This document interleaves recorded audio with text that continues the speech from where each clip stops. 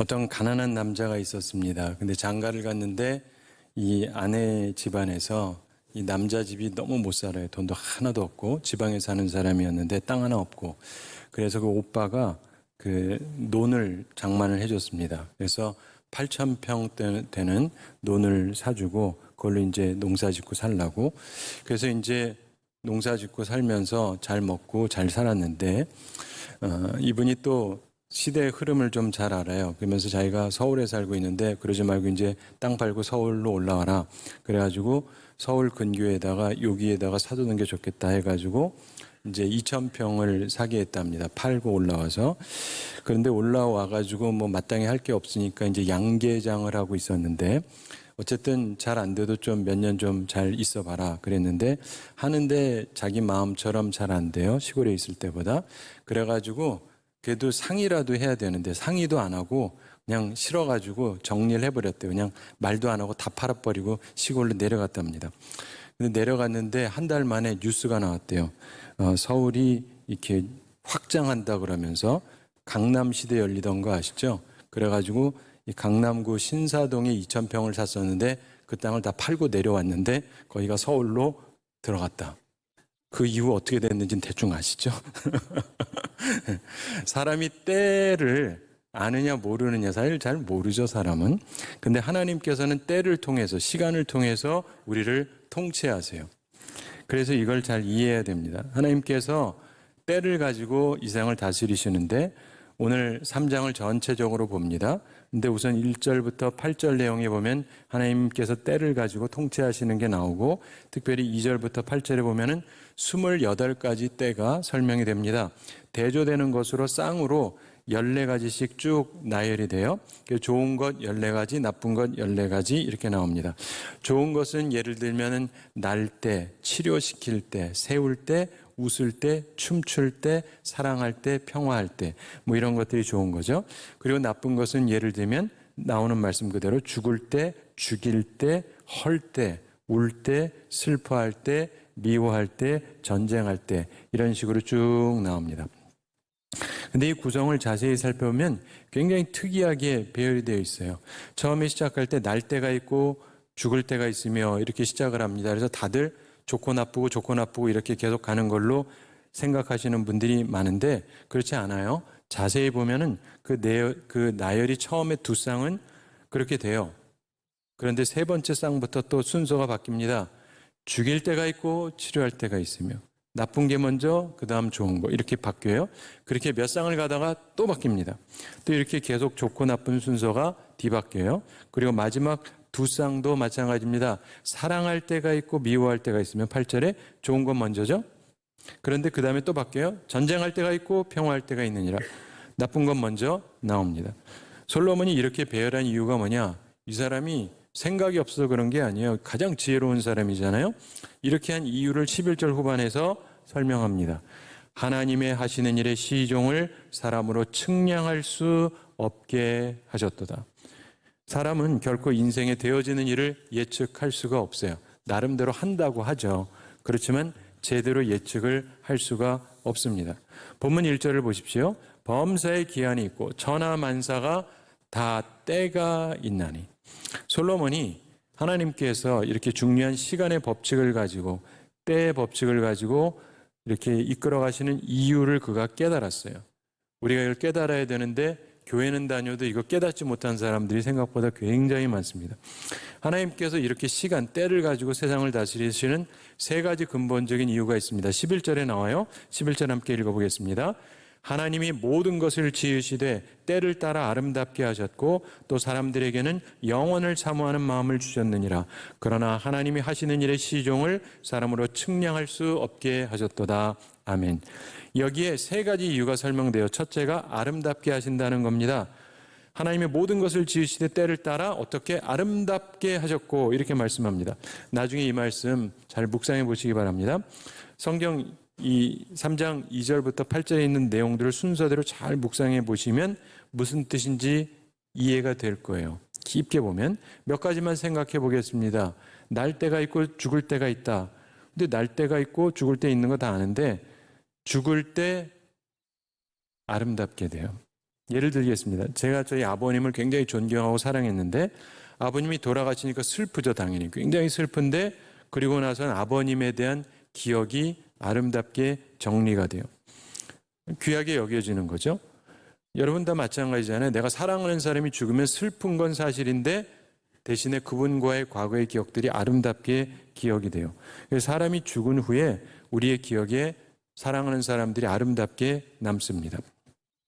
그리고 그러면서 그 다음부터는 사람을 더 사랑하게 되죠. 왜요? 언젠가 죽는다는 걸 아니까. 울 때가 있고 웃을 때가 있으면 이 4절도 생각해 보세요. 울던 사람이 웃게 된다. 이 얘기는 뭐예요? 울었지만 좋은 일로 아름답게 된다. 그리고 슬퍼할 때가 있고 춤출 때가 있다. 슬퍼하는 사람이 춤을 춰요? 그건 아름답게 뭐가 됐으니까 춤을 출 수 있는 거죠. 하나님은 이렇게 하시는 분이다. 이걸 솔로몬이 깨달은 거예요. 인생을 아름답게 하시려고 하는 분이다.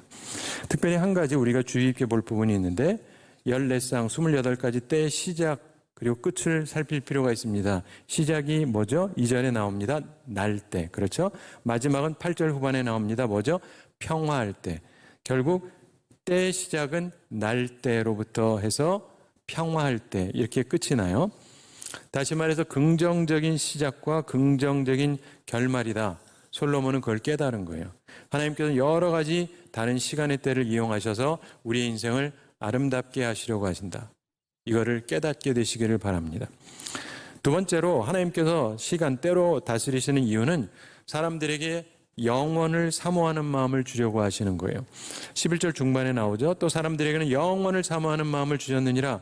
사람이 살면서 보면 끊임없이 변칙이 있잖아요. 좋았다, 나빴다, 나빴다, 좋았다, 여러 가지 이런 걸 보면서 영원을 사모하는 마음, 천국을 사모하는 마음을 갖게 돼요. 항상 좋은 곳. 그렇죠? 그래서 하나님께서 우리의 삶 속에서 이런 변칙적인 많은 것들을 허용하시는 이유가 뭐냐면 천국을 사모하게 하려고 하신다. 이걸 깨달으셔야 돼요. 세 번째, 하나님께서 때를 따라 다스리시는 이유는 사람으로 측량할 수 없게 하는 거예요. 가늠이 안 되게 하시는 겁니다. 11절 후반에 나오죠. 그러나 하나님이 하시는 일의 시종을 사람으로 측량할 수 없게 하셨도다. 근데 그렇게 하는 이유가 뭐냐? 14절 후반에 그 이유가 나옵니다. 하나님이 이같이 행하심은 사람들이 그의 앞에서 경외하게 하려 하심인 줄을 내가 알았도다. 자기가 몰라요. 그래서 나중에 하나님을 경외하게 됩니다. 미국에 가면은 뉴욕이 대도시, 세계적인 도시잖아요. 근데 거기 브루클린이라는 지역이 있습니다. 거기 흑인들도 많고 강도들도 많아요. 좀 험한데 거기서 정육점을 운영하던 한 남자가 있었습니다. 근데 한 번은 강도가 들어왔어요. 미국은 주로 강도가요. 총을 들고 옵니다. 굉장히 겁이 나죠. 다 뺏겼습니다.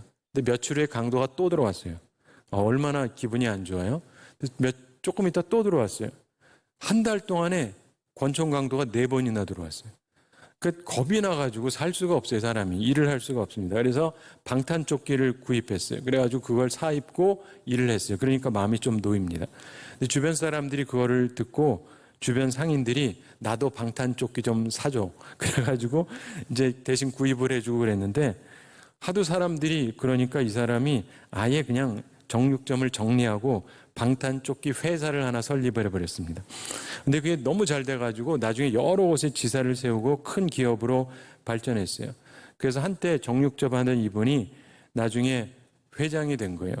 윌리엄 리바인이라고 하는 분인데 이분이 이런 얘기를 했습니다. 강도를 한 달에 4번이나 만난 것은 큰 불행이라고 생각했는데 지나고 나서 보니 이건 행운이었습니다. 하나님이 주신 기회.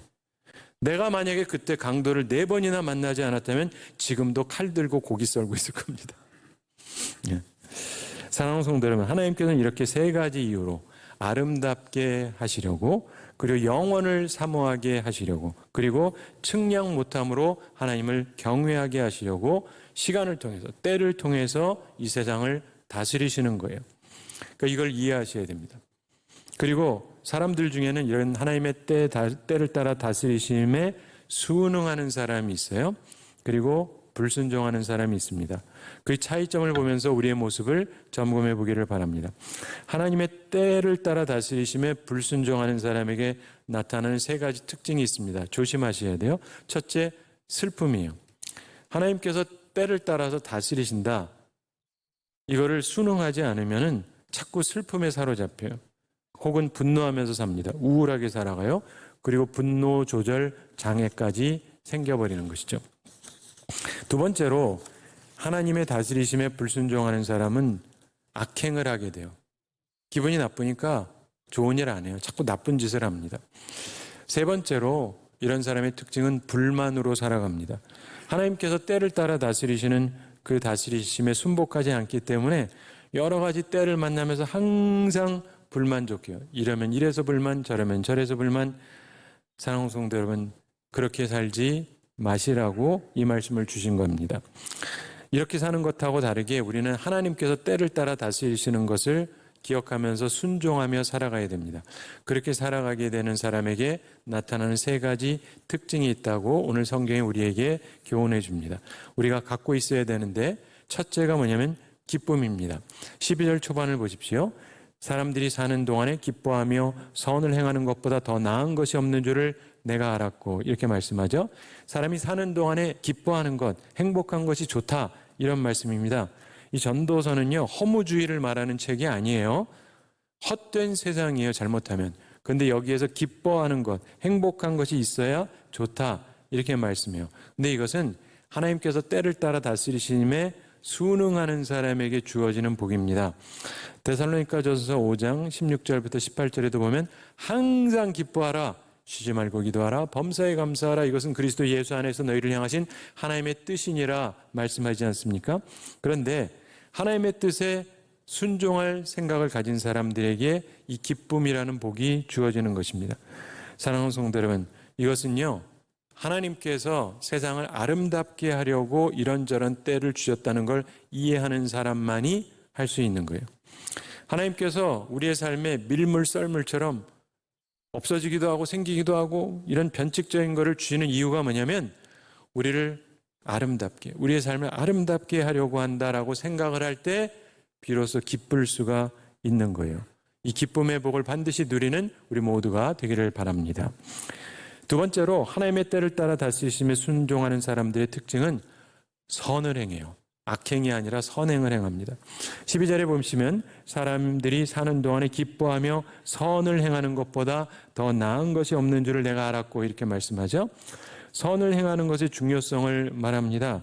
이것은 특별히 하나님께서 세상을 다스리시는 두 번째 이유, 사람들에게 영원을 사모하는 마음을 주시기 위함이다.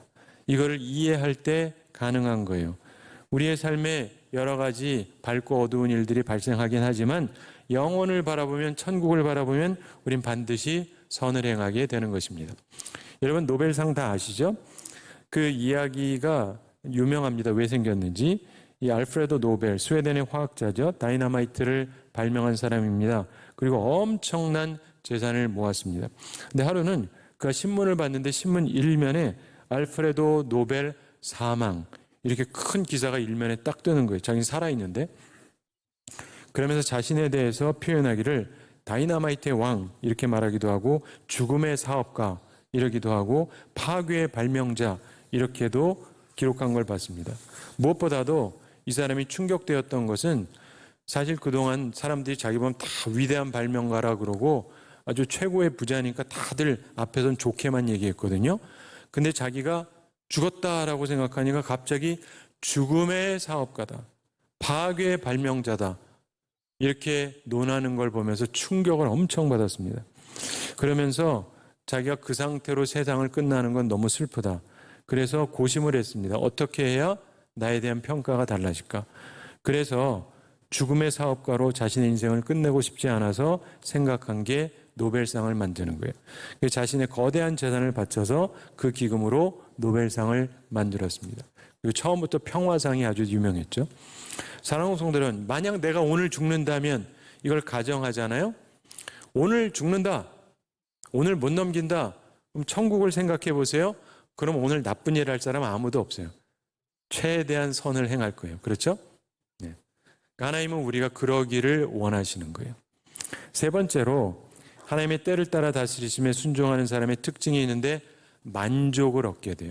13절에 사람마다 먹고 마시는 것과 수고함으로 낙을 누리는 그것이 하나님의 선물인 줄도 또한 알았도다 이렇게 말씀하죠.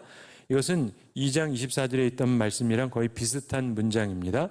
거기서 보면은 사람이 먹고 마시며 수고하는 것보다 그의 마음을 더 기쁘게 하는 것은 없나니 내가 이것도 본즉 하나님의 손에서 나는 것이로다 이렇게 말씀합니다. 오래전에 영국에 헨리 포세트라고 하는 소년이 있었어요. 천재 소년이었습니다. 그 부모들에게는 큰 자랑거리였어요. 근데 하루는 사고가 발생했습니다. 아들의 친구가 새총을 쐈는데 이 아들 눈에 맞았어요. 그래가지고 실명을 했습니다. 앞을 못 보게 된 거예요. 천재 소년이. 그러니까 부모님이 얼마나 슬픕니까? 근데 다행히 이 아이가 오히려 부모님을 위로하면서 믿음으로 살고 밝게 지냈어요. 그러면서 어려움의 때를 잘 극복하고 희망 버리지 않고 점자를 익히고 공부하고 그러면서 스스로를 발전시켜 나갔습니다. 그리고 나중에 장성해서 어른이 된 후에는 국회의원으로도 선출이 됐고 이후에 영국의 장관까지 지냈습니다. 사랑하는 성도 여러분, 근데 제가 깨달은 바가 있어요. 만족은요, 스스로 얻게 되지가 않아요. 다 만족하고 싶어 해요. 그런데 만족은 스스로 생기지가 않아요. 이건 하나님만이 주시는 복이에요. 하나님만이 주시는 거예요. 그래서 하나님의 다스리심에 순종하는 사람, 하나님의 때, 하나님의 시간, 하나님의 방식, 이 하나님의 다스리심에 순응하는 사람에게 주어지는 복이에요. 우리 모두 기쁨으로 선을 행하면서 만족한 삶을 모두 다 살게 되기를 간절히 바랍니다. 결론적으로 또 한 가지 말씀드려야 될 게 있어요. 3장 16절부터 22절 읽지는 않았지만 이 말씀과 관련된 말씀인데 인간 세상에는요 하나님이 원하시지 않는 악이 존재해요. 하나님이 만드신 게 아니라 하나님이 원하지 않지만 세상에 악이 존재합니다. 16절 후반을 보세요. 재판하는 곳 거기에도 뭐가 있다고요? 악이 있고 정의를 행하는 거기에도 뭐가 있다고요? 악이 있도다. 성경이 명확하게 얘기해요. 재판하는 곳엔 악이 있으면 안 되죠. 정의를 행하는 곳엔 악이 있으면 안 되죠. 그런데 악이 있다고 성경은 규명하고 있어요. 하나님의 계획이 아니에요. 그러나 인간 세상에 이게 있어요. 세상에 있는 나쁜 것들이 하나님의 계획과 하나님의 뜻은 아니에요. 그 대신에 하나님의 심판이 있을 거라고 말씀합니다. 17절 중반에서 말씀하죠. 의인과 악인을 하나님이 심판하시리니. 그러니까 때가 되면 모든 걸 정리할 때가 옵니다. 여기서 배우는 3장의 중요한 결론적인 교훈이 있습니다. 그것은 18절 초반에 나오는데 보시죠. 내가 내 마음속으로 이르기를 인생들의 일에 대하여 하나님이 그들을 무엇한다고요? 시험하시리니. 테스트하신다 이거예요. 그렇기 때문에 우리가 사는 이 인생은 시험장이에요. 테스트 보는 시간이에요. 19절부터 21절 내용을 보시면은 그러면서 이상한 얘기가 나옵니다. 마치 죽음 후의 세상이 어찌 될지 누가 아냐 이런 듯한 말을 해요. 근데 이 말의 뜻은 스스로 생각은 자유인데 결국 그로 인해서 심판을 받게 된다 이 말을 하는 거예요. 왜 그러냐? 전도서 결론이 마지막 12장 14절이라고 말씀드렸죠. 거기 보면은 하나님은 모든 행위와 모든 은밀한 일을 선악간에 심판하시리라 분명히 말씀하셨습니다. 죽음 후에 심판이 없다면 이런 말 안 하죠. 그런데 이 앞쪽에 있는 3장 이 마지막 절에서 좀 이상한 얘기를 하는 거예요. 이거는 그렇다는 얘기가 아니라 네 생각들은 이렇지만 이런 얘기예요. 굉장히 차원 높은 얘기입니다. 3장의 마지막인 22절 말씀도 역시 열린 질문 같아요. 그러므로 나는 사람이 자기 일에 즐거워하는 것보다 더 나은 것이 없음을 보았나니 이는 그것이 그의 몫이기 때문이라. 그의 뒤에 일어날 일이 무엇인지를 보게 하려고 그를 도로 데리고 올 자가 누구이랴. 이 말을 깊이 생각해 보면 좀 무섭다 이렇게 느낄 수도 있고 혹은 참 맞는 말이다 이렇게 생각할 수 있어요. 자, 여러분 죽은 다음에 사후세계가 있느냐 없느냐? 만약 없다. 그러면 지금 어떻게 살아야 돼요? 당연히 이 세상에서 즐겁게 지내는 것보다 나은 게 없겠죠? 이렇게 생각 안 해보셨겠지만 한번 생각을 해보시죠. 그렇잖아요. 죽고 끝이면 여기서 즐겁게 살아야죠. 그렇죠? 근데 만약에 사후세계가 있다면 우리가 믿는 것처럼 그렇다고 한다면 역시 우리도 여기서 즐겁게 살아야 돼요. 우리 죽으면 둘 중에 하나죠. 천국 가거나 지옥 가거나. 우린 그렇게 믿는데 천국 갈 사람은 천국 갈 거 생각하니까 어때야 돼요? 즐거워야죠. 맞죠? 그럼 지옥 갈 사람은 그 사람들도 마찬가지예요. 어차피 지옥 가면 영원한 고통인데 여기서라도 즐거워야 되지 않아요? 이렇게 말하는 사람은 아무도 없는데 솔로몬은 이걸 깨달은 거예요. 어떠한 철학자도 어떤 종교인도 깨닫지 못한 아주 중요한 것. 사후세계가 있든 없든 천국이 있든 없든 우린 다 똑같이 지금 즐거워야 되는 거다. 근데 다들 불행하게 산다는 거예요. 허무하게. 참 이상하게 산다. 모든 종류의 인간들이. 어리석다는 거죠. 사후세계가 있든 없든 천국에 가든 지옥 가든 지금 주어진 삶을 즐거워하는 게 마땅하고 좋은 것이다. 또 이렇게 깨달은 사람이 솔로몬 말고는 거의 없어요. 근데 동시에 사실은 이 세상은 테스트장이다. 시험 보는 곳이다. 그래서 하나님께서 너희들이 뭐라고 생각하고 뭐라고 행동했든 거기에 대해서 심판하실 것이다. 이런 얘기예요. 따라서 우리가 어떻게 살아야 돼요? 기뻐하면서 선을 행하면서 살아야 된다는 거예요. 오늘 제목처럼 우리 인생의 참 지혜는 기뻐하면서 선을 행하는 거예요. 이걸 기억하면서 살아가시고 그래서 하나님께서 그 보답으로 주시는 만족을 누리며 살아가는 우리 모두가 되기를 바랍니다. 자, 한 가지 얘기 말씀드리면서 오늘 말씀 마치겠습니다. 셜록 홈즈라는 유명한 명탐정 추리소설이 있죠. 그거를 쓴 작가 코난 도일의 이야기인데 이분이 좀 특이하게 장난을 치곤 했다 그럽니다. 한 번은 자기 친구들 중에 소위 고위층에 있는 국회의원, 변호사, 경찰, 사업가 이런 사람들한테 똑같은 내용의 전보를 한 통을 보냈어요. 그리고 혼자 막 웃고 있습니다. 근데 아내가 옆에서 보고 물어봤습니다. 왜 그러냐? 그랬더니 코난 도일이 이야기하기를 자기 친구들이 죄를 짓지 않고 사는지 시험해보는 전보를 쳤다는 거예요.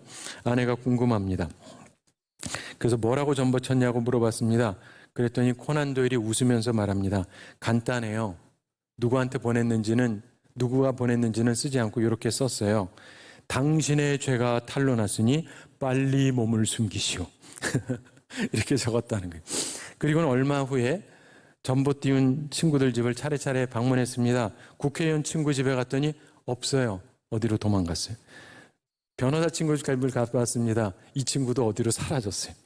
경찰을 찾아갔습니다. 경찰은 괜찮겠지. 이 친구도 집에 없어요. 사업가를 찾아가 봤습니다. 이 친구도 집에 없어요. 결국 단 한 사람도 집에 없어요. 모두 다 사라진 거예요. 코난 도일이 집에 와서 아내한테 웃으면서 말했다 그럽니다.